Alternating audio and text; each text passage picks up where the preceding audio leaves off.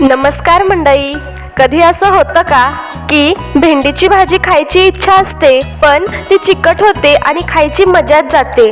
आज मी तुम्हाला अशी एक सोपी आणि जबरदस्त भेंडीची भाजी दाखवणार आहे जी चिकट न होता अगदी परफेक्ट होईल. आणि हो, ही भाजी एकदा खाल्ली ना तर पुन्हा पुन्हा बनवावीशी वाटेल. तर चला वेळ न घालवता सुरुवात करूया आजच्या आपल्या भन्नाट रेसिपीला, भेंडीची भाजी. सर्वात आधी आपण भेंडी स्वच्छ धुवून घेतली आहे. त्यानंतर ती पूर्णपणे कोरडी करून घ्यायची आहे. ही एक खूप महत्त्वाची गोष्ट आहे. भेंडी ओली असेल तर ती जास्त चिकट होते. आता आपण भेंडी चिरून घेऊया. खूप जण भेंडीची भाजी करायला टाळतात कारण भेंडी चिरताना आणि शिजवताना ती चिकट होते. पण एक छोटासा उपाय केला तर हीच भेंडी एकदम परफेक्ट बनते.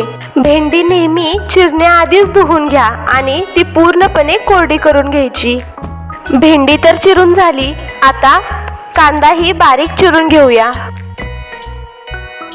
आता आपण कढईमध्ये थोडीशी भेंडी आधीच हलकीशी भाजून घेणार आहे. यामुळे भेंडीचा चिकटपणा कमी होतो आणि चवही मस्त लागते. भेंडी भाजताना गॅस मध्यम ठेवा आणि हलक्या हाताने हलवत राहा.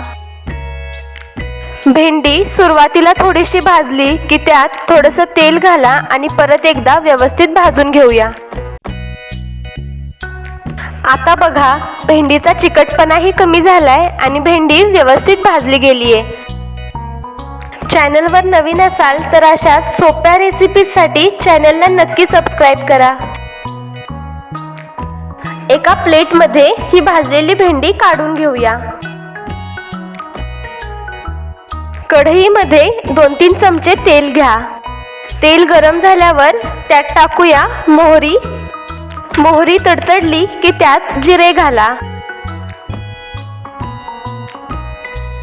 त्यानंतर यात घालूया बारीक चिरलेला कांदा. कांदा छान गुलाबी होईपर्यंत परतून घ्या. यानंतर त्यात हळद घालूया. हळद घातल्यावर लगेच सगळं व्यवस्थित मिक्स करा म्हणजे रंग सुंदर येतो आणि चवही वाढते. आता यात घालूया चटणी. ही चटणी भाजीला एक वेगळीच चव देते. यानंतर यात घालूया थोडंसं हिंग. हिंगामुळे पचनही चांगलं होतं आणि सुगंध तर जबरदस्त येतो. आता हे सगळं एकदा व्यवस्थित मिक्स करून घेऊया आणि सुरुवातीला भाजून घेतलेली भेंडी या मसाल्यात टाकूया आणि सगळं व्यवस्थित मिक्स करून घेऊया. शाळा असो, कॉलेज असो किंवा ऑफिस, अशी ही टेस्टी भाजी टिफिनसाठी एकदम परफेक्ट असते. यानंतर यात घालणार आहोत चवीनुसार मीठ आणि थोडासा गूळ. मिठामुळे सगळ्या चवी एकत्र येतात आणि गूळ तो देतो एक हलकीशी गोड चव जी भाजीला एकदम बॅलन्स करते. आंबट, गोड, खमंग असा हा चवींचा परफेक्ट मेळ हीच तर आपल्या घरच्या जेवणाची खासियत आहे. थोडीशी आंबट चव देण्यासाठी आता यात घालतोय चिंच. तुमच्याकडे चिंच नसेल तर यात थोडासा लिंबू पिळला तरीही चालेल. हे दोन्ही पण ऑप्शनल आहे. तुमच्याकडे नसेल किंवा तुम्हाला आवडत नसेल तर हे स्किप केलं तरीही चालेल. पण यात चिंच घातल्यामुळे भाजीची चव अजूनच छान लागते. आता गॅस मध्यम ठेवा आणि 5-7 मिनिटे झाकण ठेवून भाजी शिजू द्या. भाजी छान शिजली की शेवटी यात आपण घालूया थोडंसं शेंगदाण्याचं कूट. आपण सुरुवातीलाच भेंडी छान भाजून घेतली होती त्यामुळे आता भेंडी शिजायला फार वेळ लागत नाही. आता सगळ्यात शेवटी यावर घालूया बारीक चिरलेली हिरवीगार कोथिंबीर.